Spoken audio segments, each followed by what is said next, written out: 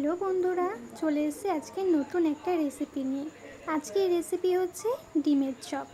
এই চপ কিন্তু দোকানে দোকানে ভীষণই ফেমাস। আজকে বাড়িতে কি করে বানালাম চলো সেটা দেখে নাও। এখানে 5টা ডিম কিন্তু সিদ্ধ করে মাঝখান থেকে আমি দুভাগ করে নিয়েছি। তারপরে পেঁয়াজ কুচি কুচি করে কেটে নিয়েছি, এদিকে ব্রেড ক্রাম্বস নিয়ে নিয়েছি, আলুও সিদ্ধ করে নিয়েছি, আর ওইদিকে ডিমের বদলে ময়দাটাকে কিন্তু আমি জল দিয়ে গুলে নিয়েছি। আর একটা নিয়েছি হচ্ছে আদা রসুনের পেস্টের প্যাকেট। সবার প্রথমে কিছু মশলা এখানে আমাদেরকে রেডি করে নিতে হবে। তার জন্য একটা প্যান আমি ভালো করে গরম করে নিয়েছি। তার জন্য কিছুটা সাদা জিরে, কিছুটা মৌরি, কিছুটা গোটা ধনে, শুকনো লঙ্কা, এলাচ আর দারচিনি, এই সব কিছু কিন্তু ভালো করে লাল লাল করে ভেজে নিতে হবে। তারপরে এটা কিন্তু মিক্সিতে পেস্ট করে একটা গুঁড়ো বানিয়ে নেব। তারপরে কড়াইতে তেল দিয়ে দিয়েছি। তেলটা যখন ভালো করে গরম হয়ে যাবে, ফোড়নের জন্য দিয়ে দিচ্ছি সাদা জিরে। তারপরে এখানে কুচি করে রাখা পেঁয়াজ এবারে দিয়ে দেবো। তারপরে এই দুটোকে কিন্তু ভালো করে লাল লাল করে ভেজে নিতে হবে। পেঁয়াজটা কিন্তু বেশি কালো করা যাবে না, হালকা যখন বাদামি রং হয়ে আসবে তখনই কিন্তু এর মধ্যে দিয়ে দিতে হবে যে আদা রসুনের পেস্টের প্যাকেট রেখেছিলাম, সেখান থেকে কিছুটা পরিমাণে এখানে দিয়ে দেবো। আমি এটা প্যাকেট নিয়েছি, তোমরা কিন্তু চাইলে বাড়িতে অল্প করে পেস্টও করে নিতে পারো, বা আদা রসুনের কুচি তেলের সময় তেলটা যখন কড়াইতে দেবে তখন ভেজেও নিতে পারো। কিন্তু আমি এখানে আদা রসুনের পেস্টটা ব্যবহার করেছি, তাতে কিন্তু এর মধ্যে একটা টক টক একটা ফ্লেভার থাকে, খেতে কিন্তু খুবই ভালো লাগে। তারপরে সব কিছু একসঙ্গে ভালো করে কিন্তু মিশিয়ে নিচ্ছি। তারপরে এখানে আমি আলুটা যেটা সিদ্ধ করে রেখেছিলাম সেটা কিন্তু এবারে দিয়ে দিচ্ছি। তারপরে সব কিছু একসঙ্গে কিন্তু ভালো করে মিশিয়ে নিতে হবে। আলুটাকে কিন্তু কড়াইতে লেগে যেতে পারে, সেটা কিন্তু তোমাদের খেয়াল রাখতে হবে। তারপরে এখানে আমি 2 চামচ মতন নুন দিয়ে দিলাম। তারপরে আমি আবার এটাকে ভালো করে কিন্তু মিশিয়ে নিচ্ছি। দেখতেই পাচ্ছ কড়াই থেকে কিন্তু এটা পিছলা পিছলা হয়ে যাচ্ছে। এইভাবে কিন্তু এখনও নামানো যাবে না, আরও কিন্তু এটা ভালো করে ভাজতে হবে। তারপরে কিন্তু আমি এবারে দিয়ে দিচ্ছি জিরের গুঁড়ো। তারপর এখানে দিয়ে দিচ্ছি লঙ্কার গুঁড়ো। লঙ্কার গুঁড়ো আমি একটু বেশ খানিকটাই ব্যবহার করেছি, কারণ এই ডিমের চপটা কিন্তু ঝাল ঝাল খেতে খুব ভালো লাগে। তোমরা যদি চাও তাহলে কিন্তু এখানে কাঁচা লঙ্কাও ব্যবহার করতে পারো, কিন্তু আমাদের কাঁচা লঙ্কাটা মুখে পড়লে সেটা ভালো লাগে না, সেই জন্য আমি এখানে গুঁড়ো লঙ্কা ব্যবহার করেছি। তারপর এখানে দিয়ে দিচ্ছি ধনের গুঁড়ো। সব কিছু একসঙ্গে ভালো করে মিশিয়ে নেব। দেখতেই পাচ্ছ প্রথমে কিন্তু কড়াইতে কিন্তু আলুটা লেগে যাচ্ছিল না, এখন কিন্তু লেগে যাচ্ছে, মানে তোমাদের বুঝতে হবে আলুটা কিন্তু আস্তে আস্তে কুক হতে শুরু করে দিয়েছে। ব্যাস, এখানে সব কিছু কিন্তু মেশানো হয়ে গেছে। এবার এখানে আমি একটু চিনি দিয়ে দিচ্ছি, তাতে কিন্তু টেস্টটা ব্যালেন্স হবে। আর যেই গুঁড়ো মশলাটা তৈরি করে রেখেছিলাম এই মশলাটা দিয়ে দিচ্ছি। এই মশলা কিন্তু একদমই স্কিপ করা যাবে না, নালে কিন্তু দোকানের মতন স্বাদ একদম আসবে না। অবশ্যই কিন্তু এই মশলাটা ব্যবহার করতে হবে। সবার লাস্টে আমি এখানে একটু গরম মশলা দিয়ে দিচ্ছি। তারপরে কিন্তু আলুটা ভালো করে নাড়াচাড়া করে নিতে হবে। ব্যাস, আলুটা আমাদের রেডি হয়ে গেছে। এবারে নামিয়ে ভালো করে ঠান্ডা করে নেব।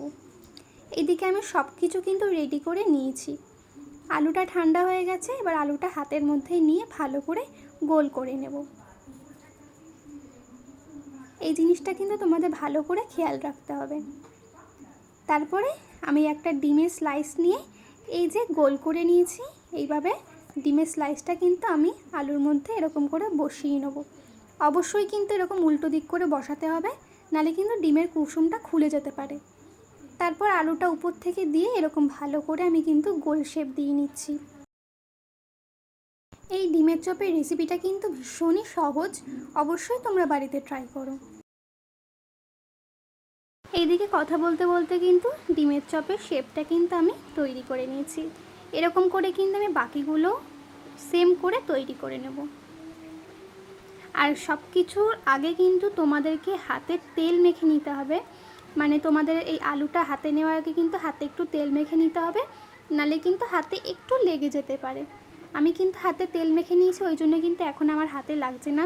প্রথম বেলাটা আমি হাতে তেল মাখতে পারিনি বলে সেই জন্য হাতে লেগে যাচ্ছিলো। এবারে কিন্তু আমার একটু হাতে লেগে যাচ্ছে না। দেখো শেপটা কি সুন্দর চলে আসছে, পুরো কিন্তু দোকানের মতন। তোমরা একবার বাড়িতে ট্রাই করলেই বুঝতে পারবে যে এই রেসিপিটা ঠিক কতটা সহজ।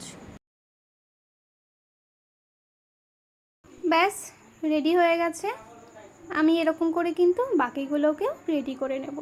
আর এগুলো রেডি করার পরে কিন্তু আধা ঘন্টা ডিপ ফ্রিজে রাখতে হবে, তাহলে কিন্তু পুরোপুরি এরকম টাইট হয়ে যাবে। আর এটা যদি তোমরা ডিপে না রাখো নাহলে কিন্তু এটা সেটও হবে না।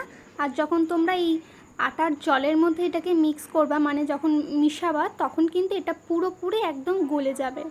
সেই জন্য এটা ডিপ ফ্রিজে রেখে একটু সেট করতে হবে, তাতে আলুটা করে হালকা একটু শক্তও হয়ে যাবে, আর তাহলে কিন্তু জিনিসটা ভালো হবে। তারপর আমি আটার মধ্যে ভালো করে মিশিয়ে নিচ্ছি। তারপরে এখানে আমি আটার যেই মিক্সটা করে রেখেছিলাম জল দিয়ে আর একটু নুন দিয়ে, সেটার মধ্যে আমি মিশিয়ে নিচ্ছি। তারপরে সবার লাস্টে আমি এখানে ব্রেড ক্রাম্বস নিয়ে নিয়েছি। ব্রেড ক্রাম্বসে কিন্তু ভালো করে এটাকে মিশিয়ে নিতে হবে।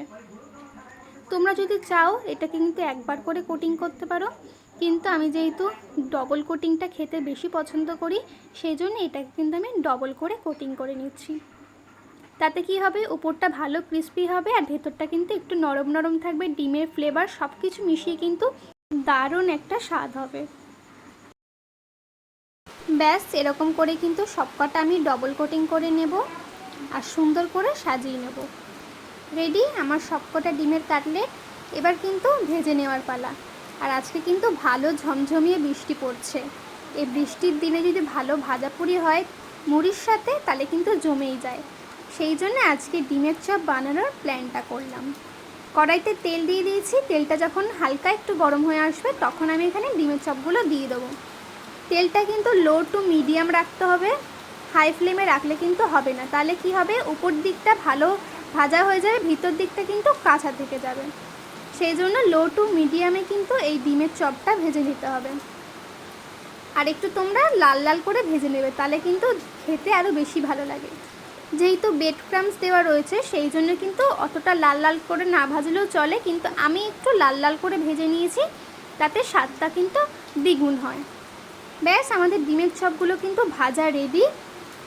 অসাধারণ লেগেছে ডিমের চপগুলো, বাড়ির সবাই ভীষণ সুন্দর খেয়েছে, সবার কিন্তু মুখে লেগে আছে। তোমরাও অবশ্যই বাড়িতে ট্রাই করো, আর কিন্তু আমাকে কমেন্ট করে জানিও যে তোমাদের এই রেসিপিটা ঠিক কেমন লেগেছে। দেখা হচ্ছে নেক্সট কোনো ব্লগে।